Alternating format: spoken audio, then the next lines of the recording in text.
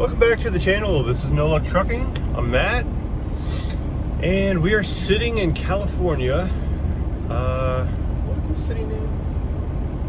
Isn't it City of Industry? City of Industry. Yeah, that one. We're at EcoBat picking up some plastic chips that they grind up from battery casing. So they have trace amounts of lead. So this is a hazmat only while in California, and then everywhere else is not hazmat. It's a weird place. It's a drop and hook, but we waited for 2 hours to come over, to be able to come over here and do the drop and hook. And then so we were just here less than a week ago, picking up the same load, same exact details. So last time we pulled in, he had me parked next to the scale. They checked out the trailer, and then they had me go drop it. This time, I'm sitting next to the scale, waiting. Nobody's coming, so I'm like, all right, I'll go over to the window. And the guy's like, haha, you gonna pull on the scale? I'm like, sure, I can. Yeah, we didn't last time. It was like, it's a drop and hook.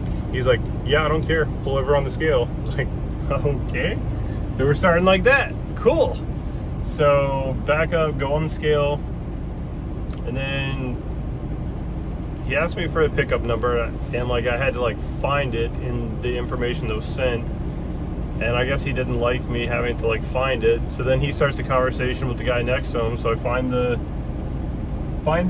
shipment number, and then apparently that's not good enough for him. He wants like these 3 other reference numbers. So I'm like reading them out. He's not even paying attention to me. He's talking to the person next to me after I read out all the numbers. And then he looks back at me, and I'm like, okay, cool, it's gonna be like this. So I read it out yet again. And then he comes out to do a trailer inspection, and he's like, just doesn't say a word to me. He started walking around the trailer, and then he's just like standing there staring at me. I was like, do you need me for anything? Because I see you're just staring at me and not using like the words that people use to communicate stuff. So he's like, yeah, I need the trailer door open. I was like, cool, okay. So I open the door, show him that it's 100% clean, empty.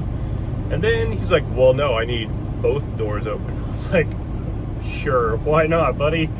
So I like standing there opening. He's like, okay, close them. It's like, cool. It's like, dude, I don't know who pissed in your Cheerios, why are you taking it out on me, but cool. And then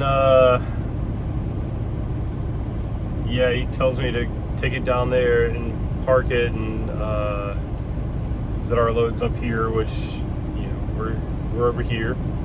Dang, that dude's running over that wheel chalk hard. Now he's about to catch it going backwards too. Yeah, so since this is a plant with a whole bunch of lead everywhere, as you can see, the guy comes around and sprays it down all the time just to keep the lead dust from getting into the air. So I drove most of my clock down today. So we delivered in Arizona. I drove us over here. We got word that the shipment was going to be ready by 2 today, which it's now 3:45. So we just got hooked up to this one, dropped the other one. But it's just such a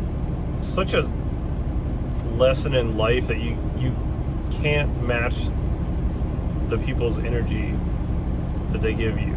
Like, I so much wanted to be like, I don't know what your problem is, why are you taking it out on me, you know, and exchange words, but it's not going to do anything for me. If anything, it's either going to get us, you know, kicked out of here, or he's just going to treat us worse. So it's tough, because a lot of these places, man, these people hate their jobs so much, and they just take it out on anybody that they can. And this is like a secured facility, so you have to wait over in this other lot. You come through this gate, and normally, like last time, There's a guy standing out there directing me to where to go, and he's the one that checked over the trailer. This guy wouldn't even leave the office until it was time to like look at the trailer. Didn't give us any directions, but then he's like expecting me to know it when, like, hey man, if you guys change something or you want me to do something, just tell me. Like, I'm just going by what we did last time, which was pull next to the scale. The guy checked over the stuff because it's a dropping hook. We don't really need to scale in and out because they do that to keep track of how much product they have, but they run these preloaded trailers over the scale, and they include that scale ticket with the paperwork and stuff. So I don't know, it's whatever, but just it's frustrating sometimes dealing with some of these people and how they treat you. But we're gonna switch drivers here. This is actually a new-ish trailer. It's a late model 2021. Tires look fantastic. They look like the brand new tires from the factory. So I don't know how many miles. I didn't look at the hub, but it can't have that many miles on it, which is good because you want a decent trailer coming out of California with hazmat. Because one, Landstar has 100% pull-in rate on California, even with non-hazmat, and then once you add the hazmat effect, they just love to check your paperwork all the time. So we're gonna switch drivers. Liz is gonna get us probably to, what are you thinking? Maybe know. Needles? No, I don't. It's gonna be pretty late by the time we get to Needles, because the first rest area would be in there about 6. Okay. So I mean, Maybe the thinking first it's rest Barstow. area. But you Maybe. think we could do a couple hours to the first rest area? Because we still got to get out of this area. So I don't know. Yeah, I don't know either. Safe would be Barstow. Yeah. Alright, well, we'll figure it out. We'll pick up later. Alright, we've done a bad job of keeping this episode updated. So, yeah, we left out of California a few days ago. Made it across the country. We are about 60 miles from the delivery. So the issue that we're having is Liz was looking at the reviews, like we always do, of the place that we're going to deliver to see how bad of a time we're going to be in. And she noticed that there was a few people that were complaining that they turn you around when you get there to go get a scale ticket for your loaded weights, and then when you're done you have to go and get one for your empty weights as well. So we hit up the agent and we were like, hey, what's this all about? He said, no, they're not going to require that. Like, I don't know. These people were pretty specific about it. He's like, no, they'll weigh you at the plant. Now, the place that we went to on the last one, it was an actual plant, and they had a scale, and they weighed us in and out. We didn't have to bring anything. This is just like a warehouse. There is no room for a scale. So I'm pretty sure that guy is wrong, and we're gonna have to bring in a scale ticket. So we made the choice today to stop on the way to get a scale ticket. So either we're gonna waste $13 or we're gonna save a bunch of time and effort in having to go back around to go get a scale ticket. I don't know, but it still is frustrating because we're probably gonna have to go and get an empty scale ticket as well and come back. And all that's coming out of our pocket so far, which we'll probably get some sort of refund from the agents, bill it to the customer if they're requiring it, whatever, but not super stoked about it. I think this is probably going to be the last one of these loads that we're going to do. I don't like the fact that it takes 2 hours of waiting to go do a drop and hook. That's absolutely ridiculous. The guy at the desk was super rude, and then this, so if old Ronnie Boy doesn't know his own loads well enough to know whether you need scale tickets or not, he's not going to be the guy that's going to help us if anything goes wrong. So I'll let you guys know when we get there. We'll pick up and see what the mess is all about. Alright, we are pulling up to Global Polymers. In 400 feet, arrive at 2101 I guess the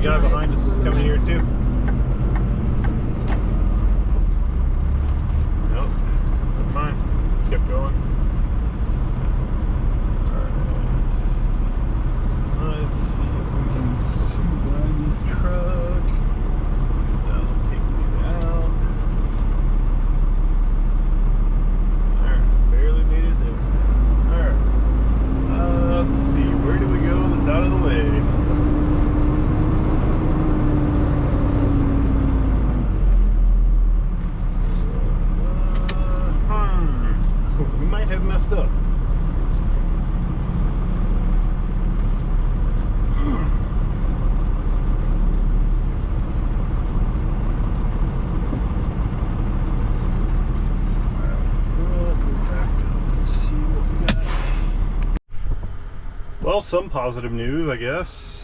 They gave us a door. I don't know, he handed me the ticket back, so apparently that's only on the bulk drivers now.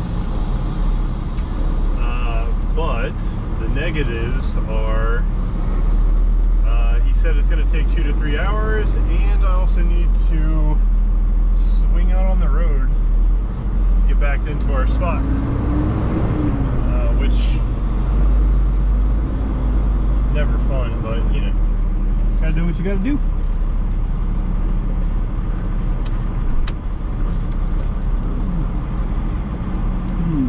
Yeah, that's not gonna work. Alright, I think we're gonna make a left, go back into the plant, and then swing around. Now that I know that it's gonna, that we're going straight to a door, we'll just set up better. No sense in doing some dumb stuff.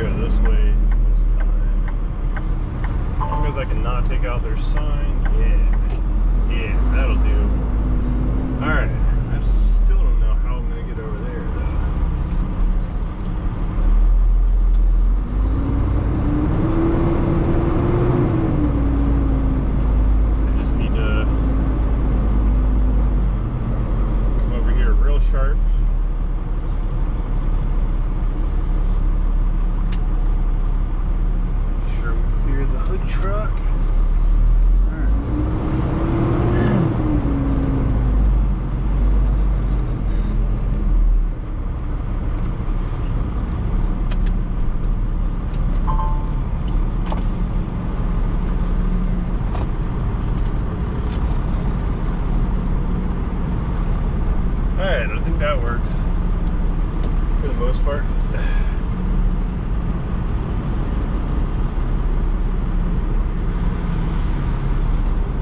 Yeah, that works.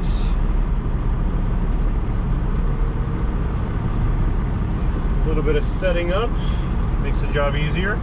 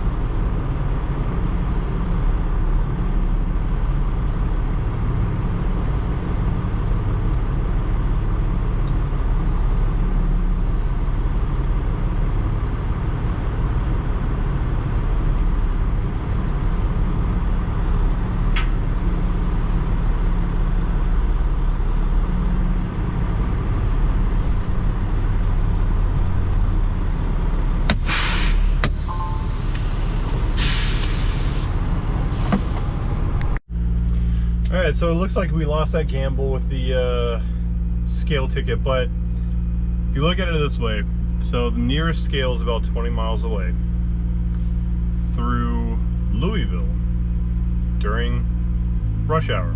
So we stopped before, paid $13 for a scale ticket, or the other option was get here and then they would turn us away and we would have to go get a scale ticket, waste probably an hour or more of our time, not to mention still pay the $13 and then come back and hopefully get a door straight away. So a ton of time wasted if they would have required.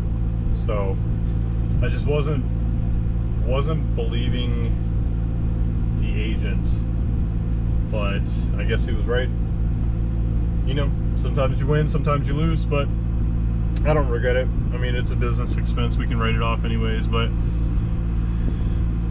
it was just a calculated risk to not waste a bunch of time. So thankfully I was able to kind of maneuver around and get over here. So this dock is slightly angled, all the other ones are straight over here, and there's definitely not enough room in the lot. You have to go out on the road. That first go around I just didn't have the right angle on it, but you know, sometimes you got to make a loop and take a tour. So we'll see how long this takes. So far we're in the door 2 minutes, and it is, I don't even know what time it is. Let's see what time it is. 7:50. So our earliest appointment time started at 7:30, which we rolled up right around then, and then got checked in and then had to do the thing. But we'll probably pick up in a little bit and see how it goes. All right, update. First update. It's 1 hour and 13 minutes in front of the door. Just got done with breakfast.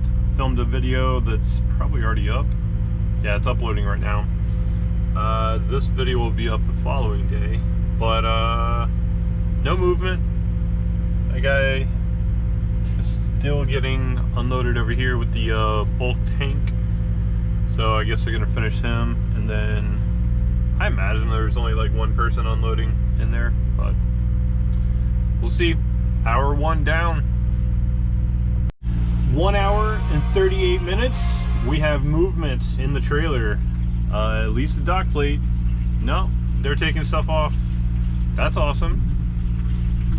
All right, 2 hours and 42 minutes total. This is going to get the paperwork.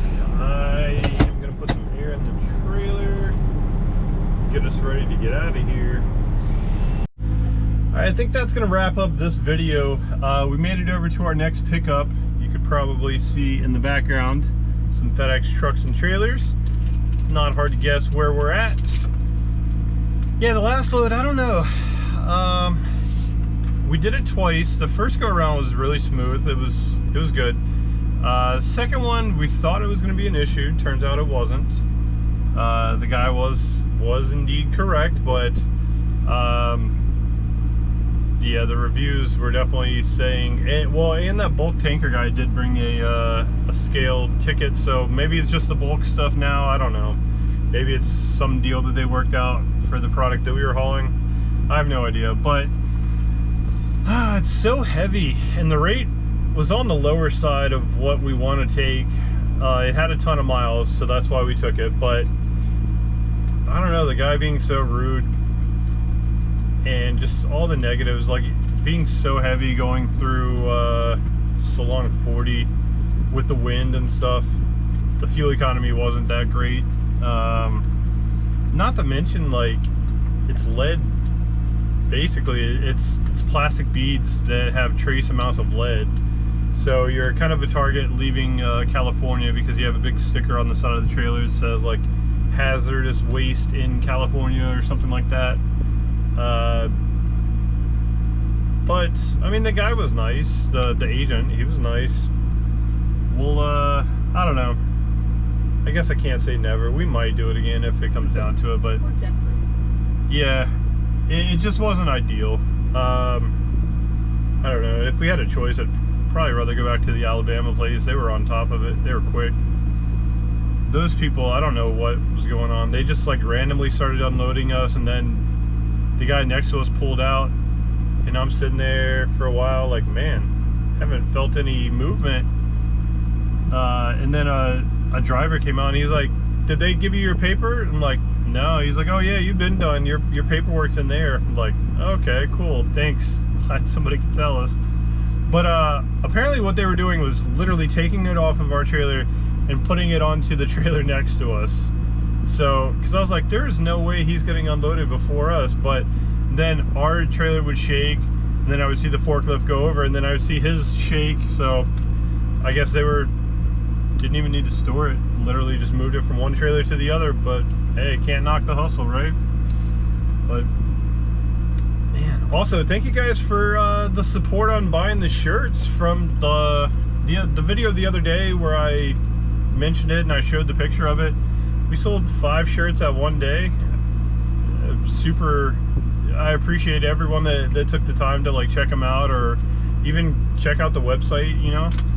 And maybe one of these days we'll get Liz to show some of her products that she has on the website as well.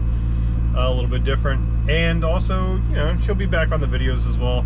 So so going out to California, I was sick, and then I had started getting over it, and then Liz got the same stuff, so she was like 2 days behind the sickness.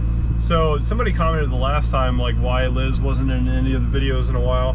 It's because like neither of us really felt that great. Once I got to the point where I could talk without like sniffling or sneezing or coughing or whatever, I was back making videos for you guys. But